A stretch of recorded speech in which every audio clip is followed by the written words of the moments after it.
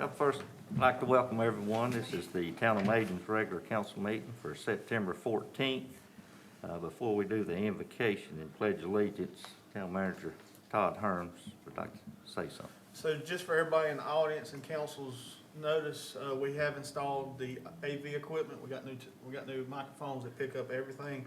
We also have new cameras, one up there, one over there. This is gonna be our dry run. We're gonna record it. Tammy's gonna look through it. We're gonna make sure everything's working properly. And then starting in the October meeting, if everything's working correctly, we're gonna record the meetings, and then try to have it within 2 to 3 days, we'll post it to our website. As I explained before, we'll post it on our website because they are considered a public record. And if we post them somewhere on social media, we really don't have full control of it. If we post it on our website after the fact, we always maintain it. So under the law, if somebody needs something, we have access to it. We're posting it 3 days later, or are we gonna be live? It's just gonna be recorded and then posted. Okay. So that's all I have. Is it video recorded and audio recorded? It's video and audio. Okay. So this is our dry run, and if everything works appropriate, we'll be ready to go next month. All right? Okay. The invocation and pledge allegiance will be led by Councilmember Trenna Michaels. Heavenly Father, we are so thankful that you've given us another day. We thank you for your mercy and your grace and your protection. We ask a special prayer for the folks of our community, the families and friends of people who have recently passed. God, I pray for our president. I pray for our country, for unity, and I pray most of all for protection of all the men and women who are in our armed forces. God, now as this board convenes tonight, I ask that you would give us guidance and you would give us wisdom in all the decisions that we make. For it's in the name above every name that I pray, and that is the name of Jesus Christ. Amen. Amen. If you'll face the flag, I pledge allegiance to the flag of the United States of America and to the republic for which it stands, one nation, under God, indivisible, with liberty and justice for all.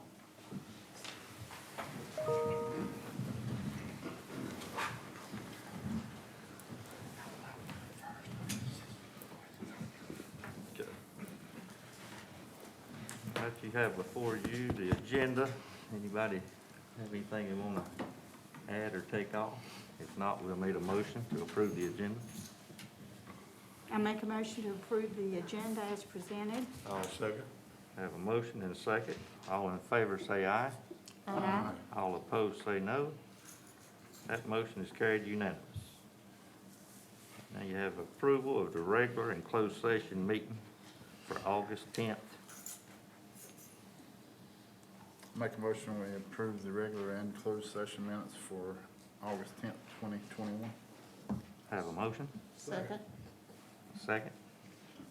All in favor say aye. Aye. All opposed say no. That motion is carried unanimous. Citizens requesting comments. Before we get started, I would like to introduce one promotion. Jess, if you will stand up first. This is Jessica White. She goes by Jess. She has been promoted to our finance officer. She started September 1st, correct? She had worked for the town for almost 2 years in finance and graduated from LR, correct? So just wanted to introduce her and say congratulations, and we look forward with it. The next one is Anna Dellinger. And she came to work with us starting last Wednesday. She is the assistant to the manager in charge of social media and grant research. She graduated from UNC Charlotte, communications, correct? And she will be tweeting? Yes. The meeting tonight, so. That's all I have for now.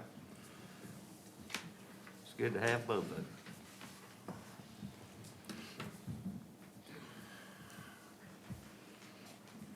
Thank you, folks.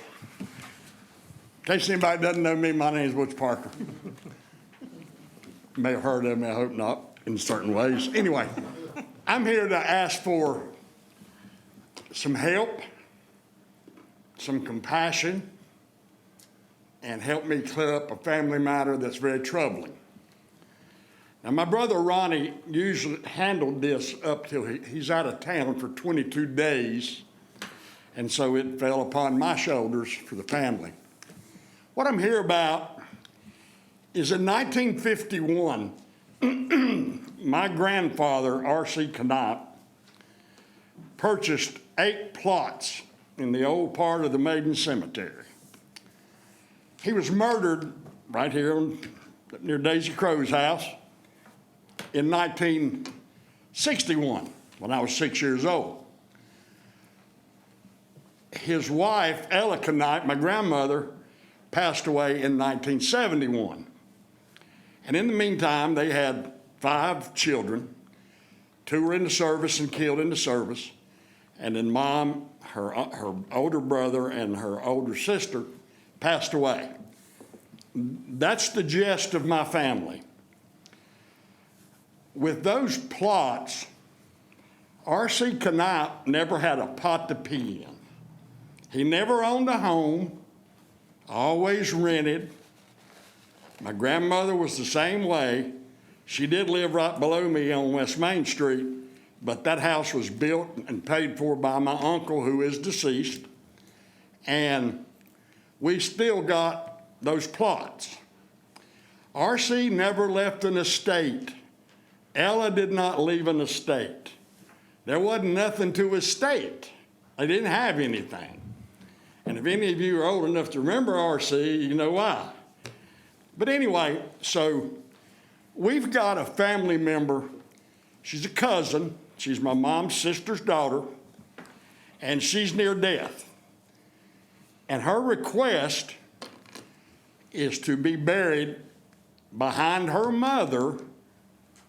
Her name's Virginia Jane Robertson, in the plots of the family.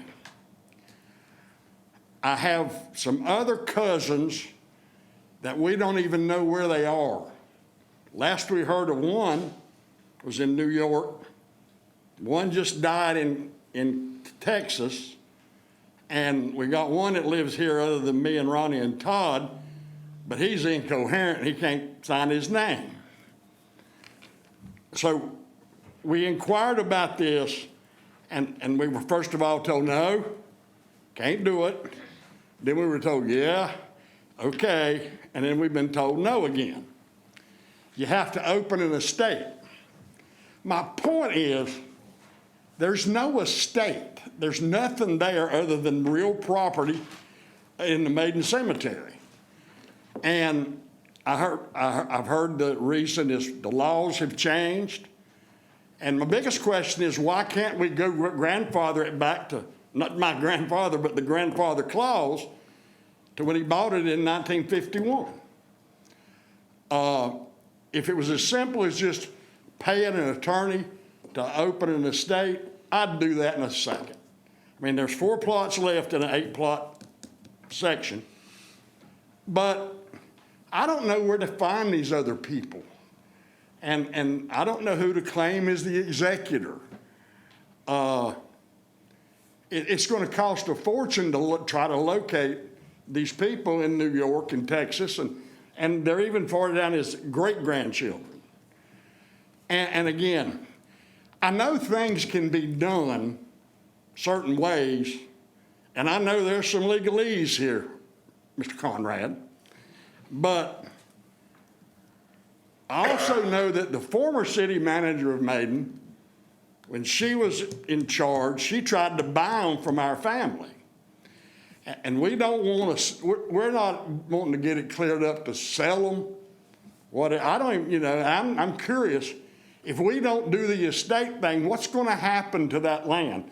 They're valued plots because they're in the old part of the cemetery. And I can't understand why we can't tell her she is near death, and she's pretty destitute, and she wants to be buried behind her mama. But for whatever reason, we're being prevented from being allowed to do that. Again, I ask for your help, your guidance, and your compassion. And I'll go and get out of your hair. Thank you for your time. Yep. I appreciate it. So I do have a question, Scott. As I understand it, we have two options. The first option is go the legal route, correct? Correct. My next option is, can council vote to allow us to do that on his word? I don't know the answer to that, that's why I'm asking.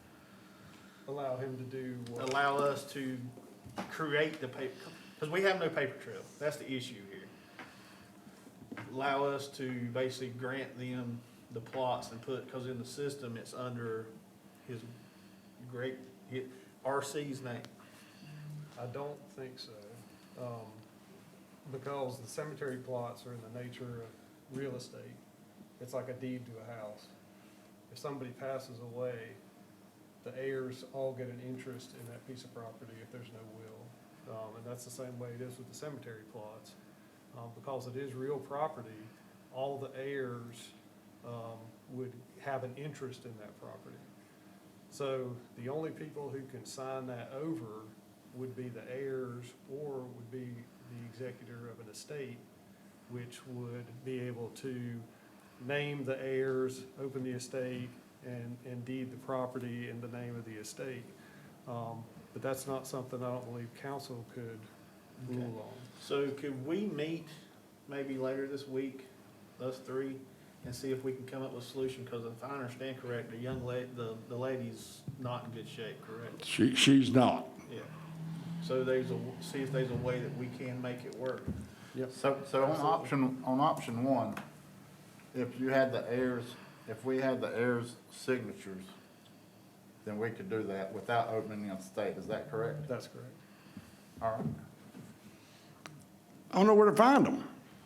I mean, we have had no contact with them since then, especially the ones in Atlanta, New York, and Texas.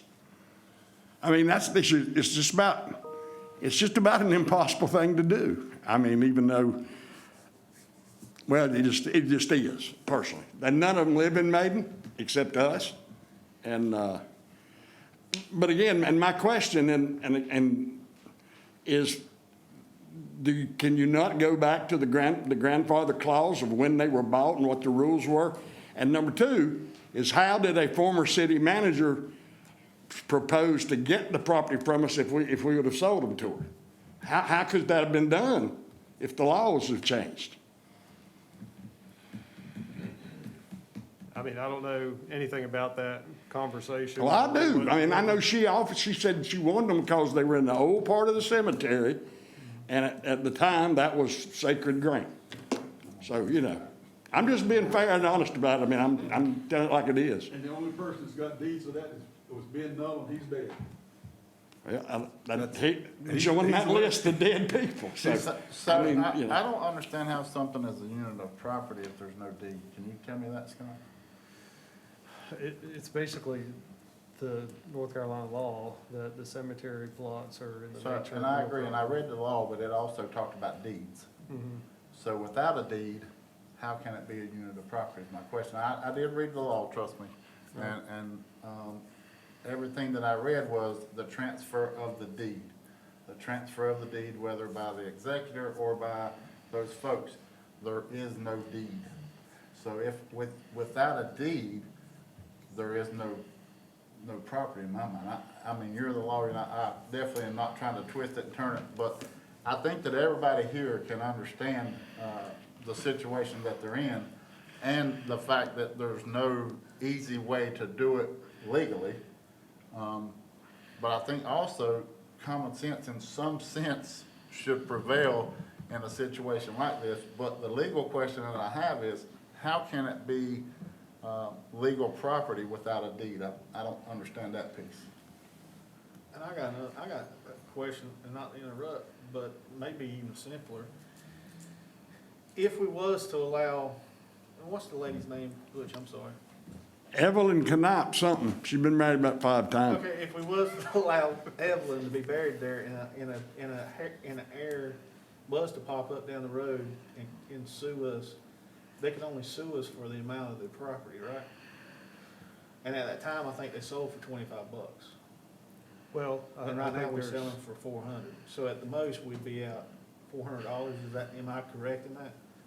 Well, partially, but. I know we're throwing you on the spot here. and Yeah, in a bad spot, and I And I do understand that. apologize Under for the that. bus. And Well- so, I need to look into some of this as well, but the problem you run into that is it would not be her property. She would be buried there, so the heir could possibly sue us to have her removed from that site. I don't see how anybody could sue you if they don't have a deed of property, and that was my original question. And I think that, in fairness to you, you definitely need to check that, but I would just, lean toward the side of common sense and compassion to what Butch said, is I think we all have no doubt that the story told here is true, and I can honestly tell you that I was a witness to the town manager's request to purchase that on a previous note, not Todd. But I would tell you that, there's, to me, sometimes we have too much law or too many rules, and it's hard, we've made it such a tangled web that I don't know how to get out of it. So I will defer to you, but, in your meeting, I would definitely like to understand how it can be considered property and transferred if there's no deed. To me, I don't know of any real property that doesn't have a deed. And can we do a quick claim deed? These are all questions I don't need an answer to tonight. Can you? Butch, I don't think we're gonna have an exact answer tonight, but I think you do need to know that the people sitting in this council is gonna do everything to give you what you need. I understand that. And again, I'm asking you to do it expeditiously because she may die tomorrow. Yeah. And I ain't gonna put her on ice. That kind of, but I do have one final question, and I guess that's directed to Mr. Conrad. Counselor, and you, and like I say, I know you got legalese to do, but suppose it's not be able to be done. What are you gonna do with that land? Where's it gonna go? How's it gonna go to transfer to who gets it? Or is it just stay blank and a very popular unused portion of the graveyard is gonna sit there with 4 burial plots nobody can use? That don't make no sense. But anyway, I rest my case. Yeah. Sound like a lawyer, don't I think we're gonna, I'll try to make it work for you, Butch. Yes. That's- I? And I appreciate that. I do. Thank y'all. Yes, yes, sir. Thank you, Bud. If that worked, had everybody on TV.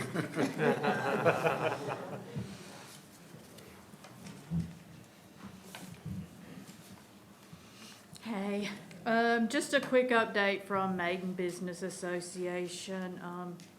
Friday night is the final Jive After 5. Ace Party Band's gonna be the entertainment. The Kindness Project is a nonprofit organization. Will be serving the food. Anna's Sweet Treats cannot come, so the Kindness Project has volunteered to bring some desserts for people who have that sweet tooth. And last month at our meeting, I guess that was the August meeting, we decided that we didn't decide. Butch asked us if we could take over Merry Maiden Downtown Christmas, and we agreed that that would be a good fit if we took over orchestrating and running that. Any questions? Do we know when that's gonna be? We do, December the 16th, with the rain date the following Monday. It's a Thursday. And I just wanna confirm with council that before COVID hit everything, was we planning on doing the luminaries the same night as the Mary Maiden, or we was gonna keep it the same as we always have? We can look back at the minutes, I think we decided to think we do it the decided to same do it. night. So, but I was thinking we decided to do it the same Yeah. night. So the reason we decided to do it on the same night was partly because we didn't want our employees to have to, during the holiday season, break away and do 2 different days or nights. So I think that's got it right. What date was that? again, Sam? 16th. 16. So, Mr. Mayor, I got 3 things real quick. All right. First and foremost, one of the comments that I hear a lot about Maiden with regard to folks who drive through is that it's a very clean town. And this past week, there was an individual in our community that passed away that probably single-handedly picked up more trash in our Yes. town than anyone in the history. And I think we would all be remiss if we didn't just say a little prayer or thanks to Mr. Billy Hedgepeth of Providence Mill Road, who anybody that lives or works in town or has been in town has seen him walking up and down the streets and always picking up trash and always waving at folks and always doing those things. Condolences for his family and all the things that he really did for our town. So just that would be my first one. The second one was, and we'll talk about that one a little later, but the COVID policy. I'd like an update on where the town is with our COVID policy and with the recent stuff that's coming out from the president as recent as this past week. One of the clauses with regard to mandating vaccines was that any business that had over 100 people and any organization that received federal funding. And I know that through some of the grants that we've had were federally funded. Would that impact our employees or our COVID policy? So just an update on that. So I'm gonna let Wanda update the first part, and I'll take the second part. Okay. Okay, currently we're operating under the CDC guidelines, and right now we are actually waiting on directives from the North Carolina School of Government in regards to how we need to move forward under the president's mandate. And as right now, we're also working on the OSHA, what is called the COVID-19 healthcare emergency temporary standard, and what that policy applies to is the fire department and the police department. Both of those provide emergency response outside of our facilities. And with that case, they're exposed to additional exposure to COVID-19.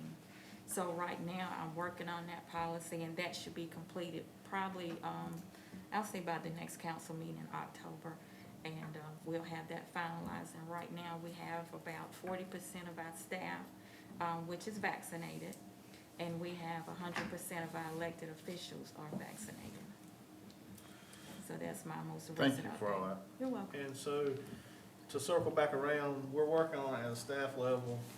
The department heads with the police chief and the fire chief have got to get involved as well. And so we'll hopefully have that. And that's kind of, and you gotta realize this stuff is getting, it's not a drip, it's a waterfall. You know, so every day we get something else. Every day we get something else. As far as the presidential mandate goes, we're supposed to get guidance in the first week of October.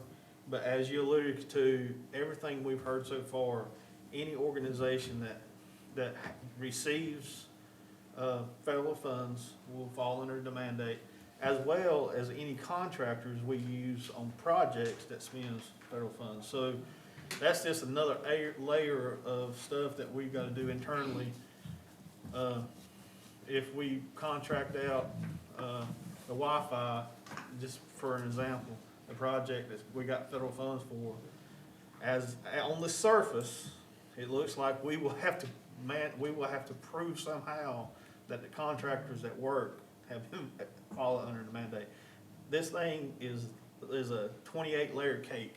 And the And so second we're part trying of to pull it that, apart. the second option in that, I didn't mention it, and I apologize, would be if they didn't mandate vaccinations, that they would require weekly testing. Is that correct? That is correct. And right now, it's looking like the tests are gonna be about $35 a piece. And so we're trying to figure out who pays for that. Is that an employee? Is that a contractor? Is that the town? Is that the federal government? There's just a lot of questions that we don't have answers to yet. Is the proposal that people self-test or someone? No, they have to come in, get tested first thing So Monday morning. you have to have someone to do that as well? That's something else. Who administers that test? It can't be just anybody. It can't be anyone, it actually has to be someone that is trained, and actually has to have a certification and done the research. And they actually have to be a certified technician that's on site, if we want to actually use on site, or they actually have to go to the public health and get tested. And currently, right now, after reaching out to them, they do not have the staff No, they don't. to actually supply us with employees getting tested weekly. Can I add in one thing that may answer some of these questions? Apparently, under the executive order, it tasked OSHA That's right. with passing another temporary emergency standard that will address a lot of these issues. And I think one of the things it's supposed to address is who's going to pay for it and how that testing would be implemented, as well as the other requirements and rules under that order. So They have not published that yet, and as soon as that comes out, I think that'll give us a lot more guidance. Yeah, I think my real question was, do we have a plan on, are we working on a plan? I hear that we are. Here we are.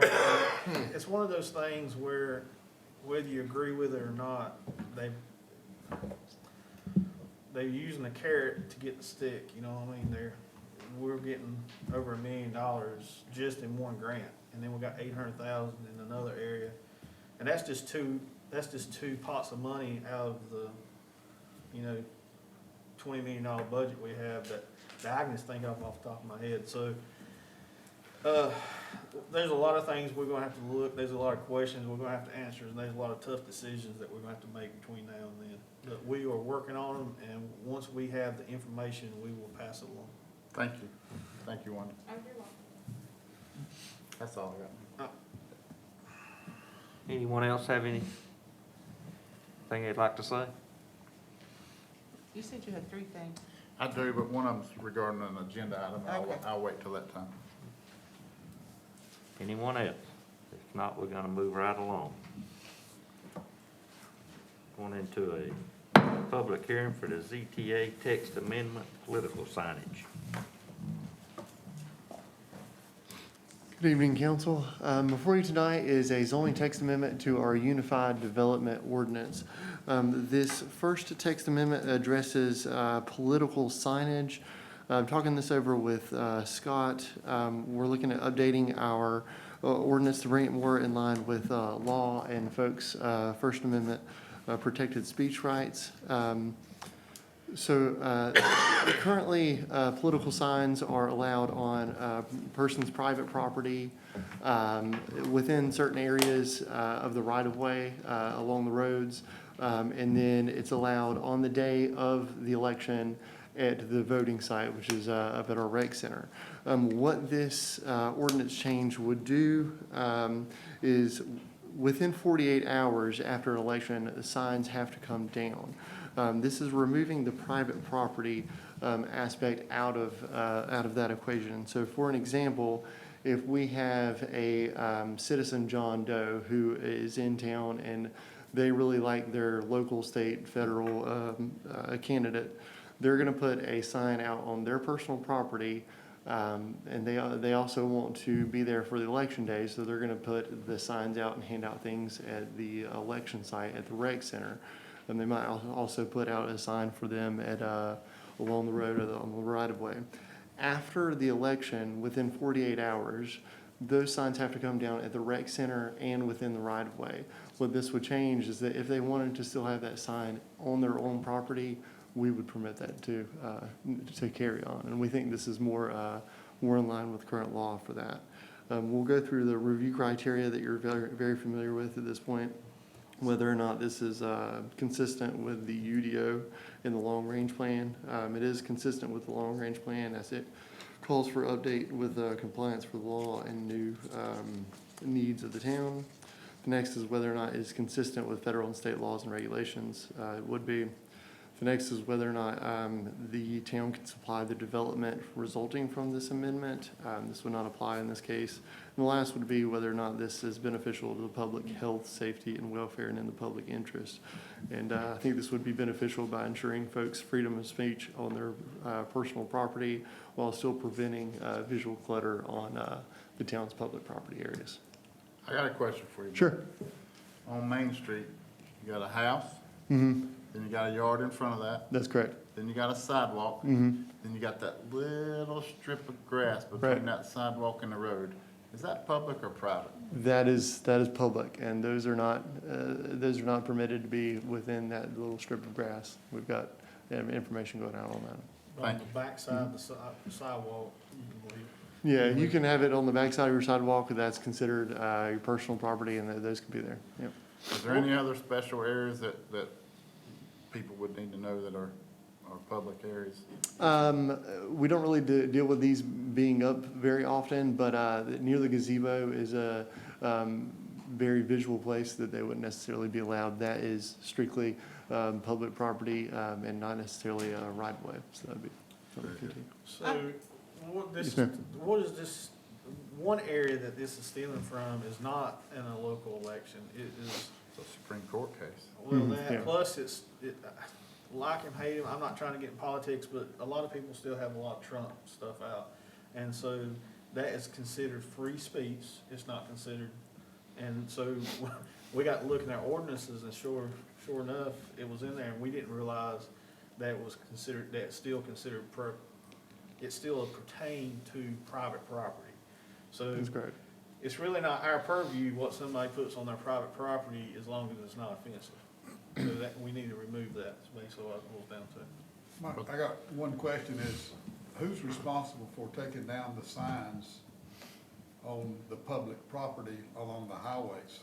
They're responsible for the candidate or the folks that are promoting them are responsible for taking down those signs.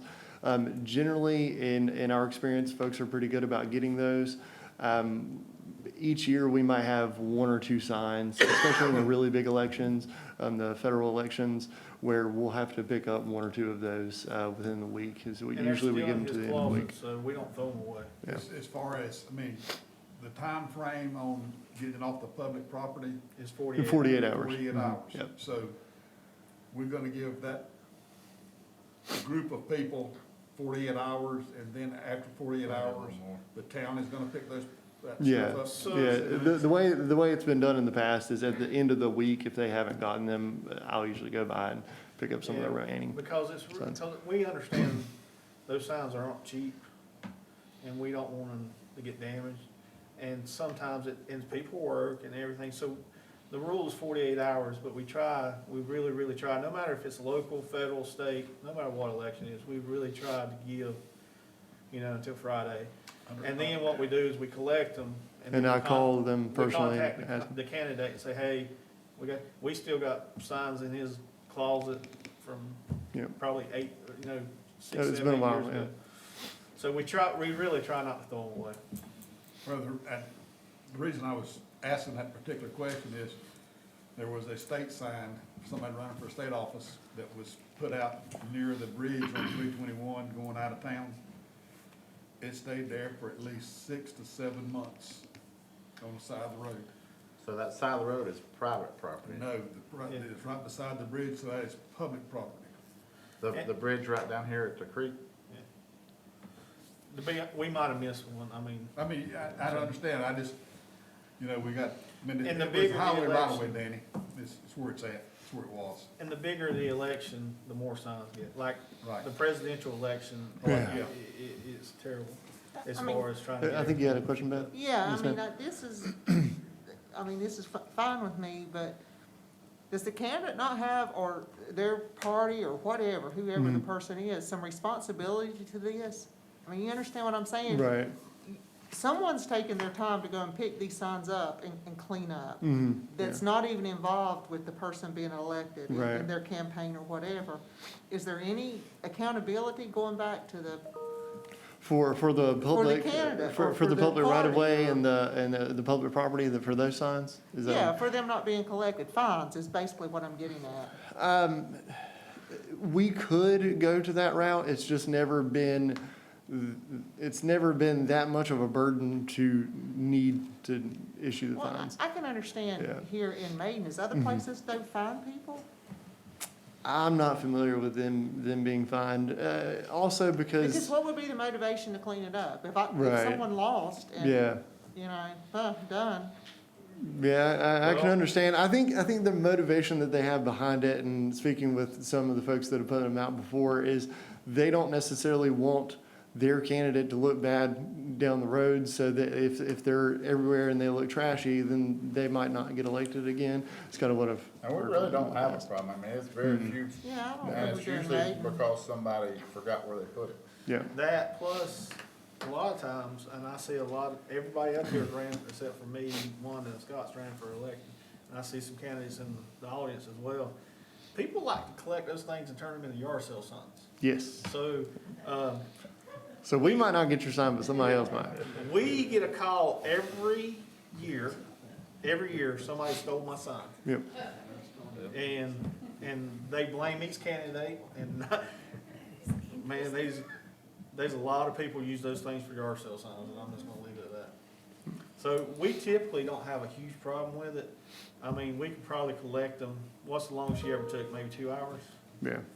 And that's the entire town, so, I mean, it's not a huge problem here. My main concern is, we didn't want it to be an issue on private property. We're trying to protect citizens' private property rights. At the end of the day, that's all this is about. Thank you, Blake.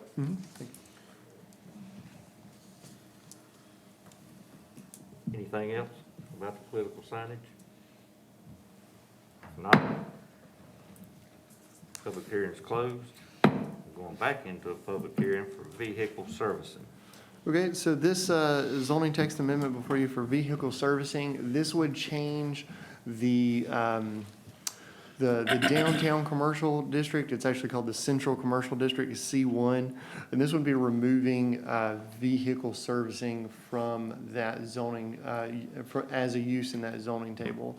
What this would mean, this would not mean that those businesses would currently be illegal. It would be a legal non-conforming use under this, or grandfathered, essentially. And what this would change, but first to get an idea of where that is.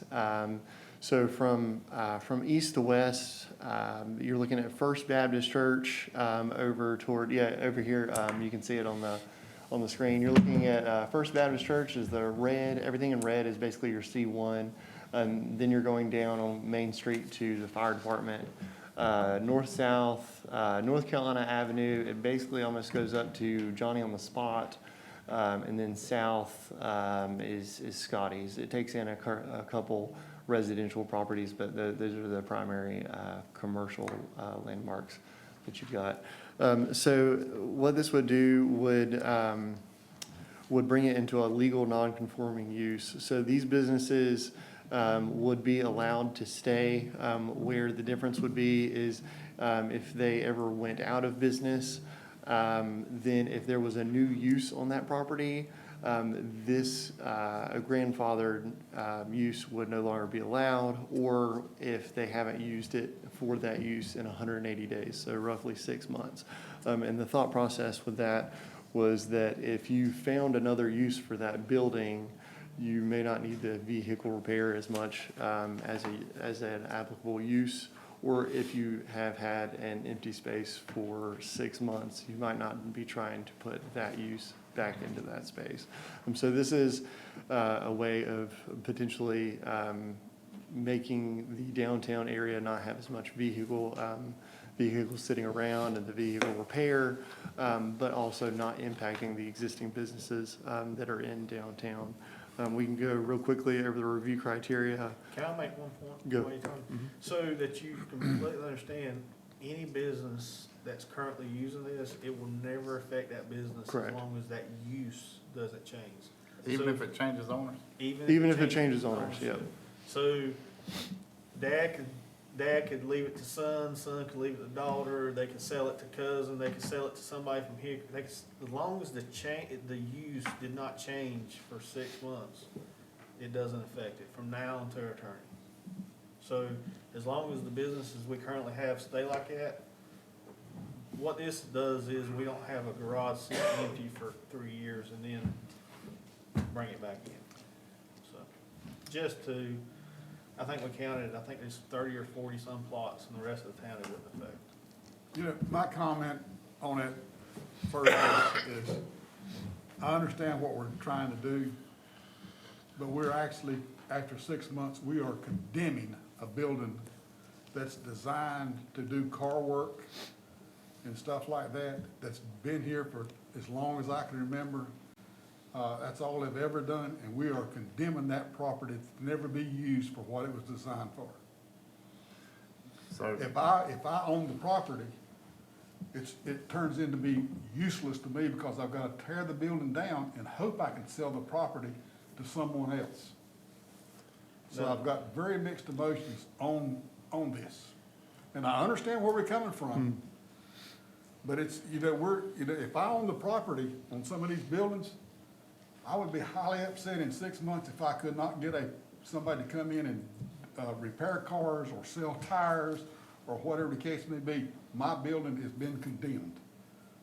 and I have no way to get out of it except tear the building down and then hope to sell it, and then I've got additional cost in tearing the building down or whatever the case may be. So, thank you for that, Ronnie. I got two things, Blake. The first one is on South Main. There's a garage right there. Is that M1 or is that C1? That's M1. That is it. So that one wouldn't be in play because it's not C1. That's correct. So my question is much along the lines of Ronnie's. Without doing it this way, could we not have gotten to the same place? I've never heard anybody complain about the building. I've always heard some complaints about we got too many cars on there that they can't get to fix, or they got cars piled up. Could we get there in a different way by limiting the number of vehicles that a garage or a business could have on that property at one time? Just a question. I think that it would still have to fall under, I believe it would still have to fall under the grandfathered. So for instance, if it changed hands, or if they did that within that 180 days timeframe, I don't think that they would have to fall under those new rules. I think we could have that to be in place of eliminating this if you've made improvements to the building, or if it's been so long since you've had that as a use, then this is how many that you could put out. So But I an would think- immediate changeover, I don't think we would be So I able would to. think that the building code should take care of the improvements to the building. Right. We shouldn't even have to deal with that. Where I'm at is, I remember, and we've had these conversations a lot in the past year, what we used to have here, we used to Yeah. have there. We basically got two garages in town where somebody could actually get their vehicle worked on in town right now.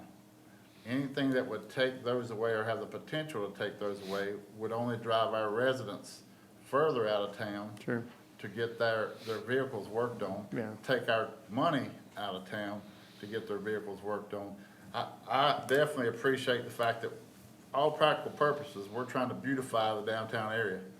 And I definitely can tell you that there have been some eyesores here or there that it's not the most appealing thing when you come around that curve. So I applaud you on that. I do have mixed emotions like Ronnie as well. You know, even on that, let's call a spade, talk about the blue building. If that goes back into a garage, could we not somehow in our ordinance, if that's got X amount of cars, you gotta have a chain link fence around it with the petitions, the little things going down to hide that and make it look presentable, and not an eyesore, if you wanna call it an eyesore. But that's the main object, is that building right down here on the corner. That's the one we're talking about. So let's just call a spade, and that's the building. But we're gonna condemn that building with this, and that building's gonna sit there for 6 months or a year and a half, and that property owner has absolutely no control of what we're gonna do, or no control of what we're gonna do with that building, once it's over with. When we make a motion tonight and approve it, that building is condemned. Didn't we pursue earlier about how can we control how many vehicles sit at that building? And I think we came up with the answer that we could not do that. Under the current zoning, that was what was decided. Okay. You know, the big complaint about that building down there also was, there was a lot of untagged vehicles sitting down there. Okay. A good friend of mine is in automotive repair business. And I asked him specifically, why do you have so many untagged vehicles on your lot? And he said, that is my security blanket. Because those cars actually belong to a dealership, trade lot, car dealership, and there's something a little bit wrong with them. And when I have time, or I do not have business that I can conduct, I can pull one of those cars in my building and work on it. That's my security blanket for work. That's exactly the same thing he was doing down there. That was his security blanket.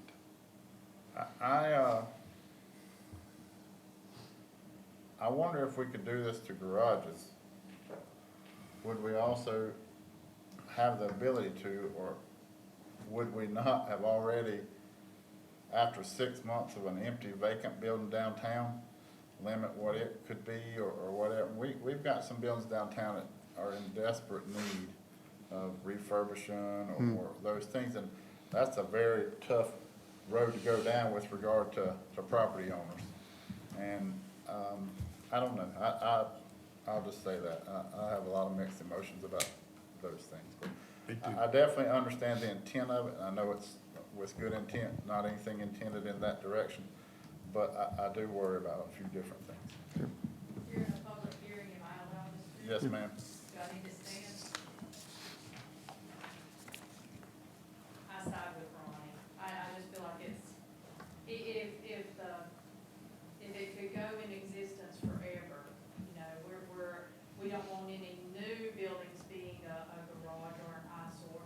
But, yeah, that property was designed to be a garage. The next person in it may not be a garage. Remember when Russo was in there, they did car detailing. It looked really nice when they were in there. And Dennis Harris, he had it. He changed tires and did small things. I'm sure whatever Dennis did, I don't know. But it looked nice in those days. So just because it's not a good garage according to Robbie, it lacked a lot of things.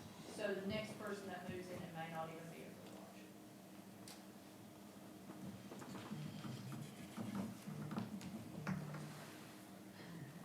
And you could make it where nobody could build a new one in that particular area, but the ones that exist. Yeah, Lovely. I think, yeah, and that would be a different discussion, but I don't disagree with you. But again, I'm gonna tell you, I like a garage in Maiden where I can go get my car fixed if I need to, because more than likely, if they're a business owner in Maiden, I probably know them. And if I know them, I probably trust them. And I can't say that I feel that same level of comfort in an out-of-town garage, or, I mean, you know, there's all those things. I think there's a lot of ways we can get there. I think the intent of the amendment here is for us to protect the beautification of our downtown area, and I have no qualms with that whatsoever. But I am always a little hesitant to tell a property owner what they can and can't do on their property that they've bought and paid for, when it's something new that we're adding or changing the rule. That always makes me a little hesitant. But I understand. That's all I got.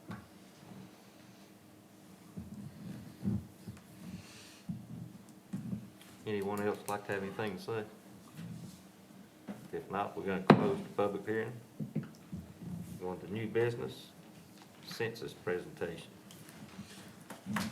All right, so for the 2020 census, the results have been relayed to the communities. I would like to thank the elected officials and everybody in the audience for participating in the census and getting the word out. We had a great self-reporting record for our area, so I'm very thankful for everybody kind of doing their part to get counted. Our census count showed that the town of Maiden has actually grown since 2010 by 12.9%. Maiden's growth has actually outpaced Catawba County at 4.1%, and the Hickory Metropolitan Statistical Area, which includes Catawba County, Alexander County, Burt County, and Caldwell. The Hickory MSA as a whole was pretty flat. They declined by 0.1%. The official new count for the town of Maiden is 3,736 citizens. If we're comparing Maiden to some of the other similarly sized municipalities within the Hickory MSA, it shows a healthy growth rate for Maiden. Granite Falls came in at 5.1%. Hildebrand had the greatest loss at negative 17%. Hudson was pretty flat with 0.1%. Longview came in at 4.5%. Sawmills saw a decline of 4.2%. Taylorsville and Alexander County came in at 10.6%, and Valdez at 4.4%. For the municipalities that are inside Catawba County, if we narrow the focus in, Brookford saw 15.7 growth. Catawba was 16.4. Claremont was 25. Conover at 3. Hickory at 8. And Longview at 4.5, with Newton being 1.4. The municipalities in Catawba County vary significantly in how big each of them are. So I've also got a graph there that's showing how many citizens each of them brought in.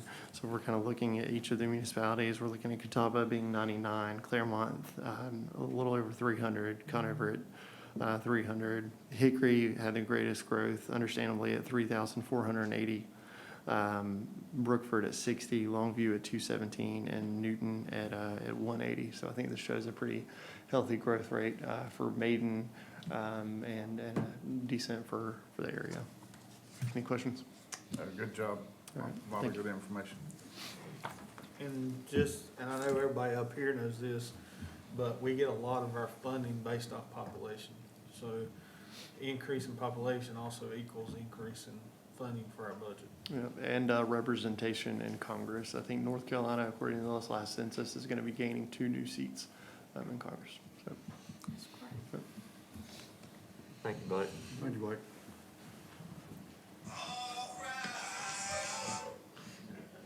Comprehensive plan contract with the WPCOG. This is the long-term plan. Our last one was done 20 years ago, wasn't it, Blake? Yeah. So 1999. it's time to do another one. We went out and did an informal bid process, and by far the COG was the cheapest, almost half the price of anybody else, which makes sense considering they already have the staff in the area, they already know the area, they got a lot of the things already in play.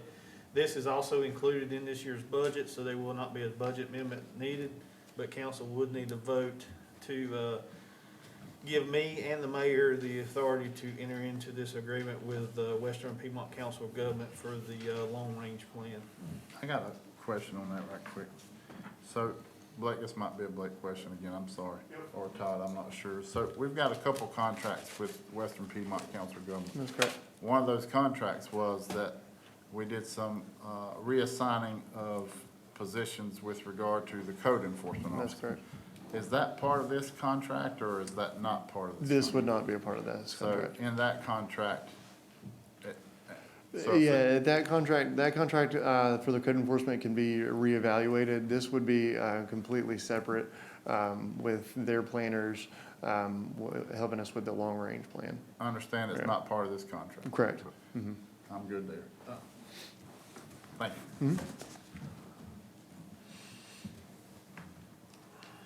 I make a motion that we approve the comprehensive plan contract with the Western Piedmont Council of Government. I'll second. Have a motion and a second. All in favor say aye. Aye. All opposed say no. That motion is carried unanimous. Blake, you just might as well stand up here. This is the last one for me. Old business, Tom Brown driveway update.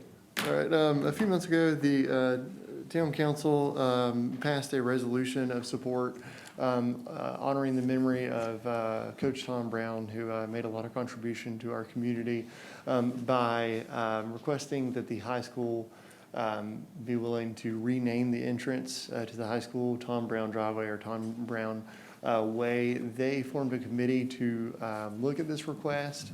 Ultimately, they requested that the town look at South F Avenue as being renamed as Tom Brown Way. The town of Maiden does not have the authority to rename that street. That would be something that Catawba County would need to rename if we chose to go that route, as it's outside of our town limits. Speaking with. So, hold on, so Yeah, South F Avenue is outside of our town limit? it is. Mhm. Yeah. And the reason for South Elf is so that you get a little bit of context. The reason they gave us, and it makes sense, all the sports teams traveling, especially football, actually go up that way to get into the back of the athletic facilities. So they don't actually come in the entrance of the high school, they come in South F. Yeah, and For that, we would need to request that Catawba County make that change, or the high school could, but we could pass a resolution. What we would likely need to recommend would be just an honorary designation instead of changing the actual road name. This way, an additional sign would be placed up, but we wouldn't impact the folks that actually live on that road by changing their physical address, thereby affecting their driver's license and insurance and. So who and do we everything make that else. recommendation to? That would be to the county Board of Commissioners. One other thing I did want to comment on is several years ago, we were approached by someone who had a family that lived on that road decades ago, and they wanted to rename that road in honor of their family. But since we did not have any authority to rename that, we directed them to speak to the county. So I just wanted the council to be aware of that request, and we don't have contact with that person anymore, so. Was there any reason given why the school wanted to go south? Just besides what Todd indicated. So if we wanted to pursue that, would we make a recommendation to staff to take that to the county? You would make the recommendation, we would come back with a resolution. Yeah, of support. what we're gonna do, if council, makes a motion, we would like for you to direct staff to come back with a resolution, supporting this, then at October meeting, y'all would pass that, we'd forward it along to the county, and then we'd go from there. And that'd probably be the cleanest way to do that, so we don't impact. There's what, 6 or 7 different Yeah. houses that it would impact if we legally change the name, so this way you'll have a sign up, and, you know, locally, everybody would refer to it that way, but the mail system, the EMS, and people like that would still not be affected, when changing it. So we need a motion. Yes. I so move. Second. Yes, sir. You want to change that address street down there? Now, who's gonna fund to have the people driving license changed? So they wouldn't have to change anything. The street address, their address would stay the same, so they would not have to. It would really just be an honorary sign and not an official sign. All right. So I have a motion and a second. All in favor say aye. Aye. All opposed say no. That motion carried unanimous. Fall and winter events. All right, Keaton, can you come up? The first thing we're gonna go over, I'm gonna have Keaton go over to Fall Fest, make sure everybody's okay with it, make sure we can still move forward with it, and then we'll talk about the Halloween and Christmas parade. Christmas parade. Yes. Yeah, and we talked about luminaries earlier. So council, as you know, we are roughly 3 weeks away from Fall Fest. We have been behind the scenes planning everything out. It's always easier to plan ahead, and then if we need to pull back, it's much easier to go that way than vice versa. Before most of you got here, I put a sheet out, that way if you're kinda like me, you like to look and see what kind of events that we have been planning. All of these things are things we've done in the past, except for number 10, the kids craft booth. If you guys remember, if you were scrolling through Facebook in August, we were gonna do a kids craft at the park. We had to pull that 1 week due to staff. Both weeks, we had to pull the event due to staff. I'm sitting on about 100 kids crafts that we have not done. So we're gonna set a booth up and do those kids crafts. If you notice on there, number 6 is the chili contest. We have canceled that for this year due to obvious reasons. And then number 7, the pumpkin carving contest, we are gonna move that outdoors. How about the hayride? Is it gonna still go on We have because of planned, obvious reasons? yes, we have planned everything out. We have not yet, the only thing that we have pulled the trigger on is the chili. When it started coming into planning out, okay, so most of our chili is based on people's choice judging. How do we keep somebody from coming up, scooping, and then everybody else touching that same thing? I was just visualizing social distances on Yeah. on the back of a hayride. Yeah.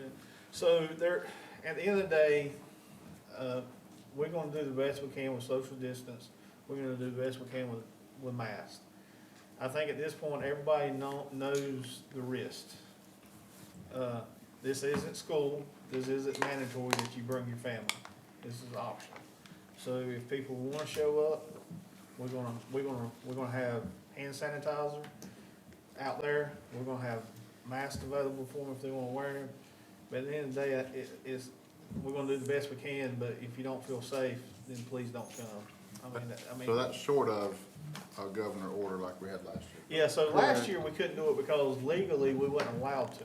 I mean, the governor mandated that we could not do certain things. And so this year, we do not have that mandate, so that we're gonna do them, and we're gonna do them as safe as we can. But at the end of the day, it still comes down to what you feel comfortable with and what you feel safe doing. And we're gonna provide the opportunity, and at the end of the day, it's left up to the individual.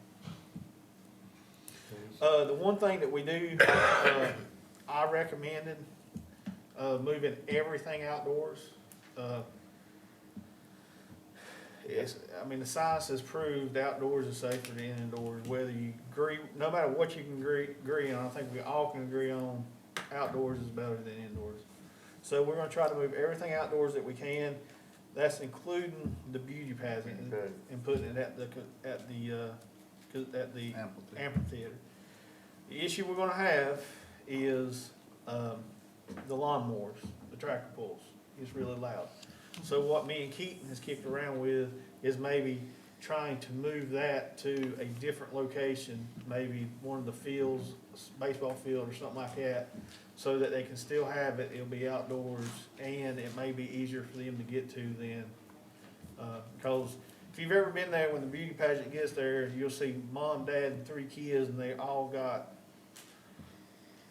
I don't know what they have in it, but they have a lot of stuff. And it's very difficult for them to carry that long distances. I have been to the tractor pools and I have been to the baseball games, and we have beautiful baseball fields. I would be a little scared to do that on our baseball Yeah. fields. So one option we looked Not at, the tractor pool. Okay. yeah, The beauty the pageant. beauty Oh, pageant. okay, 'cause Okay. Yeah. I thought the same thing you did. I was No, like, what? I'm sorry. Move the beauty pageant to a location that would fit their needs maybe better. Maybe put it in the field behind the elementary school, maybe put it on field 3, so they have additional parking, they have a bathroom close.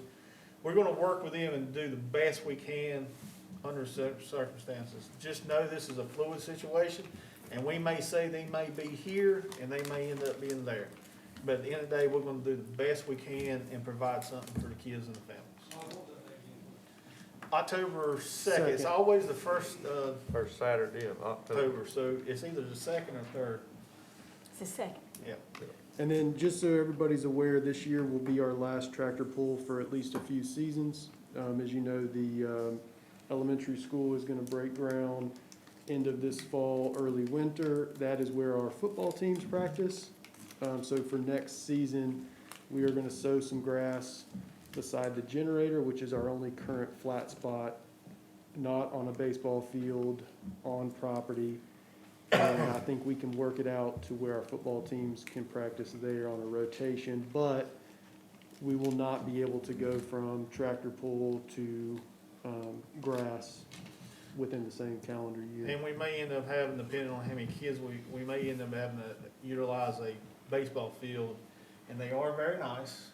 And so after fact, in next year's budget, we will have extra money in there in case the field gets messed up. We can resow it, redo it, because 22 football players moving in a small space does a lot more damage than one outfielder moving in a small space, and we understand that.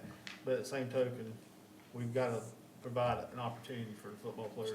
It's not a discussion for now, Yeah. but when we look at those options, I would like for us just to get a cost comparison between natural and AstroTurf, which you wouldn't have to resow or ever. So Yep. just a thought. So is everybody good with those suggestions that Keaton's came up with? I'll make a suggestion, and I don't know if it would hold water or not, but I'll just throw it out on the table. We have a very good friend of the council that has just purchased the old Sigmund Field, and he may be very interested in helping us out athletic-wise with football or soccer on that facility, it may be worth contacting. We have thought about it as well. We didn't want to throw nobody name out there. We're gonna come up with some options and bring it back to council. Somebody's practicing football down there now. His The team. owner of the field. Yeah. And he also owns the property over at Carolina Terrace behind the houses, that property down through there. He also owns that. So, you know, this little negotiation in there, we'll be happy to come over and mow it, or we could do something other with it to let us utilize the field. Yeah. We have not taken anything off the table at Yeah, this point. we will also continue to talk to the elementary school. I'm not very sure of what their plans are, what they're exactly looking at, but just looking ahead for next year, if we don't put grass, where the tractor pull is now, we'll be playing on dirt. At least a couple teams per week will be Or playing good on option B. dirt only, or yeah. I hate for us to give up the tractor pull because that seems to be a big draw It, for our fall fest. I mean, there's a lot of people who are interested in that. it does Well, draw you also gotta from- realize the leader of the tractor pull isn't, has some health issues anyway, so we may not have the tractor pull no matter what we decide. It draws a crowd that would not otherwise come to our That is festival. correct. And we can continue to seek out those types of things that, like the beauty pageant, the car show, which this year is a cruise in, which basically just means there's less prizes. They're more or less coming to be around each other, coming to show off their cars, less about competing against each other. But all of those items, those third-party groups, a heavy amount of their participants would otherwise probably not come to our event. And we are very aware of that, and we don't take lightly, you know, pushing a group aside, you know, but that is something that, at least for one season, we've got to do for football. So if everybody's good with that, we will, actually, Keaton and Anna has been working on a flyer. If everybody's good with that, we will contact the appropriate people, and we will, get that started, promoting that pretty quickly. And as far as, the beauty pageant, we will deal with it, we will talk with them. The car show will not be a car show, it will be a cruise in, which means there will not be no trophies awarded. People just show up. I think is it Michael Rome? Mhm. Michael Rome handles that, so, that'll be another little small difference, but, to the average person, they probably, unless they have a car in the show or into that, they probably will not know the difference. On to Halloween. Halloween this year falls on Sunday. Historically, we've always, no matter when it falls, it's Halloween. Halloween's October 31st. Last year, again, we was under a governor's order. Legally, we could not do that. If we did, put our police officers in a very awkward spot of determining which law to follow, us or the governor. And at the end of the day, in the state of North Carolina, the governor, the cities is a product of the state. So that's how it works. It's not South Carolina. South Carolina, it's a little different. So this year, Halloween falls on Sunday. We typically shut the roads down from 5:30 to 8. And normally we let it go to 8:30 if need be. Is council still good with that? I've kind of talked, or is there something that y'all want to change? Or we just go with what we got and see how it turns out? Cause staff is prepared, we'll need to make the arrangements, just block the roads down, block the roads off and all that stuff. Are we having that many trick-or-treaters currently now? And I know it's hard. Last couple of years, it's been kind of, And I have had some residents speak to me. I've had maybe one or two, two that's in favor of, okay, let's do it, because I buy X amount of dollars worth of candy, rest of them, it's too expensive for them to go buy candy and do that. yeah. So it's definitely there's definitely people that's very pro for it, and there's definitely people that's very that's not for it that live in that stretch. So, But historically, that's what we've done. I think we have the potential, if we're not careful, to put a lot of folks in a bad situation, and not necessarily with regard to purchasing candy, but in harm's way with what's going on in the health of our community with the Delta variant. If we're worried about the fall festival in October and people putting their hands in chili and doing all that, I don't even imagine what worry someone had putting their hand in a candy bowl at everybody's house on Main Street.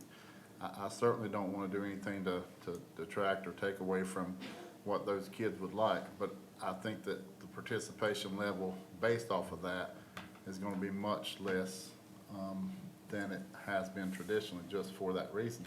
People are going to be hesitant to open their doors to that. And also, as a parent, some folks are going to be hesitant to put their kids in that same situation. So I'm not so sure that blocking off the roads does not say that we're kind of promoting that in some way, even though we're not. I would personally think that we would not do it to block the road again this year. If you look at the numbers, they're no better this year than they were last year. So for me, just for health and safety reasons of the general public and those residents and children on Main Street, I would not be thinking that I would like that. Same point I was trying to make, Dan, you just said it a whole lot better. Not really, but it just worries me a little bit with all that's going on, and especially with, you know, the folks that it's affecting, and, you know, there's nobody in this room that doesn't know how it's affected someone, and right now, I just, Halloween's right around the corner, and I don't know that I see it being in a better place by then. This brings me back to Sorry, go. 2019, where unfortunately we had to make the call to not close the streets. And myself and some local businesses did still give out candy. And I think we utilized Facebook. These are the places who are giving out candy, just to, if you know, In 2019, we'll see what we can do with it. yeah, 2019 was a little different item. We had a huge storm coming in, and the people who shut the road down are our utility people. And so we was very lucky, we didn't get hit. But if I remember correctly, and Brian wasn't here, but if I remember correctly, we ended up sending our crews to Morganton because they got nailed. So if we had shut down the road that night, we would not have been able to help another community out who has come to our help in the past, you know what I mean? So, yes, we did do that, but it was for a different reason. I understood that night what happened. But a lot of people didn't. Oh, I got it. Yeah. If something like that is to happen in 2021, those who feel like trick or treating will trick or treat, and we'll give them a place to trick or treat. As a Understand. Maiden Business Association. Thank you, Sam. And also on Sunday night, you will have 2 churches having service, and we will have to try to work around that. Maybe. Maybe, yeah, maybe. All right. So What did we decide? we need to know where we landed on that. I know you said that. I'm there, but I would ask everyone. What did we decide? I don't think we have. I think you two have spoken, but I don't think the rest of us have. I agree. I'm pretty much in agreement with y'all. I just don't know that we should close the roads this year. Can I have that in the form of a motion in a second? Because we've already passed the ordinance at some point. Did we not want, Blake or Wanda shutting the road down? We haven't gotten there yet. Oh, we haven't gotten there yet. Okay, perfect. I'll shut up then. I knew we topped it up. I couldn't remember when we got there. The next one will be, the Christmas parade. So, last year, again, under governor's order, we legally was not allowed to have a parade. We had a very long discussion. Scott knows more about parades now than he ever wanted to know. He broke down the legal definition of a parade for us. This year, currently, we're not under that. I don't foresee us getting under that. And so we want to come back and just clarify and make sure we're all on the same page so that we can start planning. We're planning to do a nighttime parade. We are planning to do a nighttime parade, and we are a little less than 11 weeks out. Saturday after Thanksgiving. We did talk about, but we need to make sure that we talked about a 5:30 start time, nighttime parade, and we talked about keeping it on the same day, Saturday after Thanksgiving. The way that we have registered in the past, we are gonna change this year. In the past, we have sent out a registration form via mail. I still do have some addresses. 2019, we had a very rainy season, and so what we do is we send out a registration form, you return the bottom half. When we go set up for the parade, we take the bottom half out there with us. It has the parade lineup on it, all the important details, how long is your vehicle, what type do you have, and most importantly for us that day, what number are you in the parade, so we can make sure that we line everybody up in order. That being said, it rained that day, and it destroyed every single one of our sheets. So I have information from 2018, 17, and 16 that we can compile on. We will still send those folks a message in the mail, but we do have registration software now, so we will use that. It actually will be a little bit easier for most folks, and they do not have to send a letter back in the mail. They just go on our website, sign up, answer some questions. They'll still be the same thing as before. It'll be a free parade, but that will allow us to utilize a little bit of a better communication chain to them. This year, with it being a night parade, we are going to have to cinch down on some of the standard parade rules, such as throwing candy out to make it a little safer for folks in the parade. So 11 weeks out, I would say if that is where we end up going, we need to be advertising that heavily now. Have you talked to the float companies? Yes, So they're 100% back in business?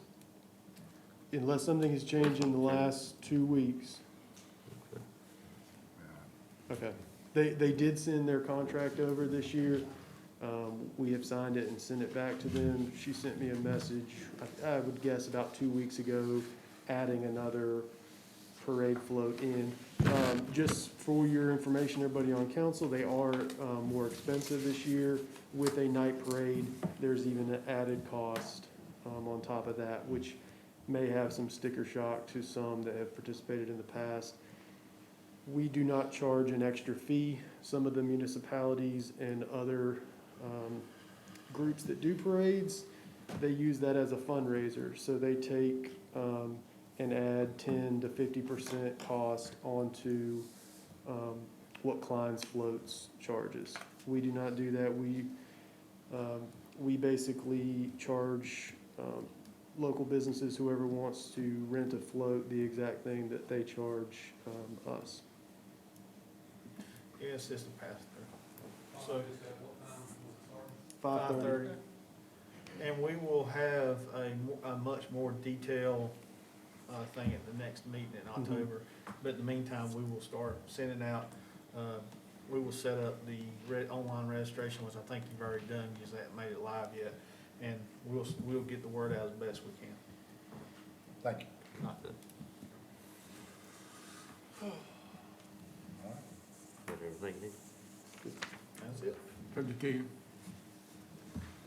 All right, number 10, ordinances.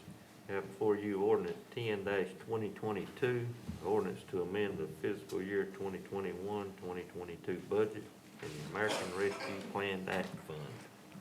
Good evening. We estimated for these ART funds during our budget process.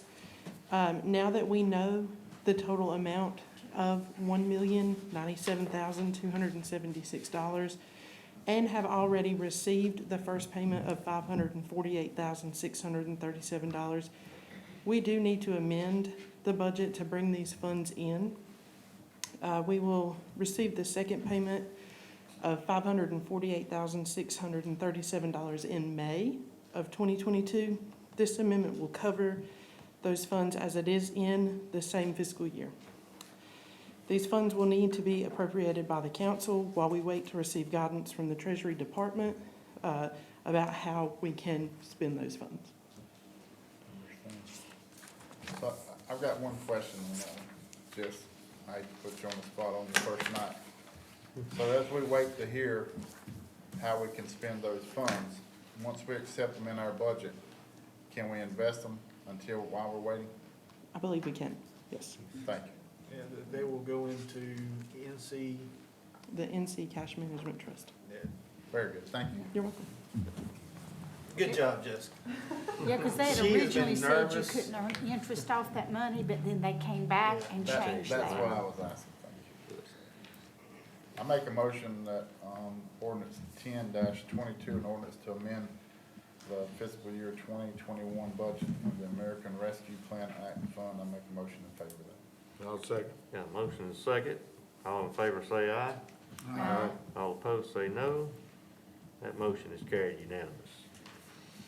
Ordinance 11-2022, ordinance to amend the Town of Maiden Code of Ordinances, Chapter 17, Article 11.1.14, F3 and 4, political signage. I'll make a motion, we accept ordinance 11-2022. Have a motion? Second. Second. All in favor say aye. Aye. All opposed say no. That motion is carried unanimous. Ordinance 12-2022, ordinance to amend the Town of Maiden, Chapter 17, Article 5.4, vehicle servicing.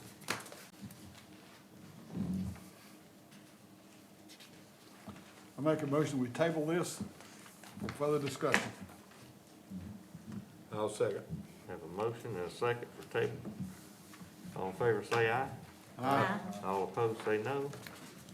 That motion is carried unanimous.